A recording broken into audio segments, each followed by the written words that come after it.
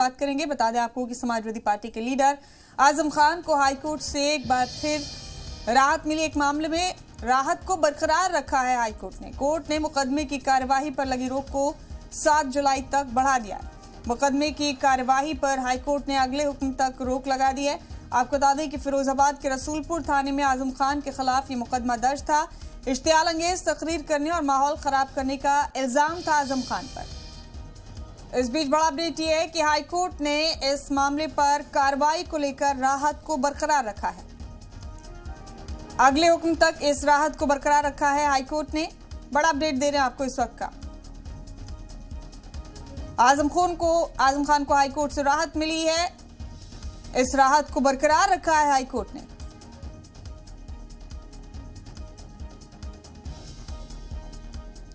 हमारे साथ मोहम्मद गुफरान बराह रास्त हमारे नुमाइंदे मौजूद हैं मजीद मालूमात लेकर इस अहम खबर पर। गुफरान, हाईकोर्ट ने आजम खान को मिल रही राहत को बरकरार रखा है। अगले हुक्म तक अब कोई कार्रवाई नहीं की जाएगी इश्तियाल अंगेज खिताब के मामले को लेकर।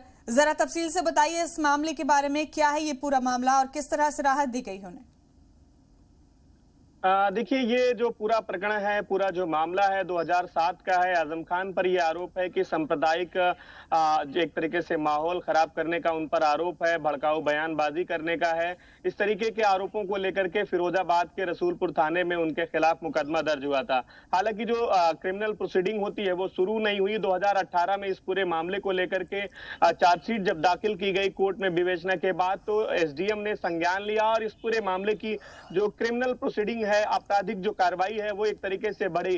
तो आजम खान की जो मुश्किलें हैं, गिरफ्तारी की जो तलवार है इस मामले में भी लटकी और आजम खान ने इस पूरे मामले को लेकर के इलाहाबाद हाईकोर्ट का रुख किया। इलाहाबाद हाईकोर्ट ने पूरे मामले पर पिछले दिनों भी सुनवाई किया था और सुनवाई के दरमियान आजम खान पर फौरी जो कार्रवाई होती है उस पर एक तरीके से रोक लगाती थी। वो एक तरीके से बड़ी राहत थी। इस पूरे मामले में अब जो नई अपडेट है, नई जो जानकारी ये है कि पूरे मामले को लेकर के सुनवाई जो है वो एक तरीके से पूरी हो चुकी है। जो स्टेट, जो राज्य सरकार की तरफ का जो पक्ष है वो रखा जा चुका है।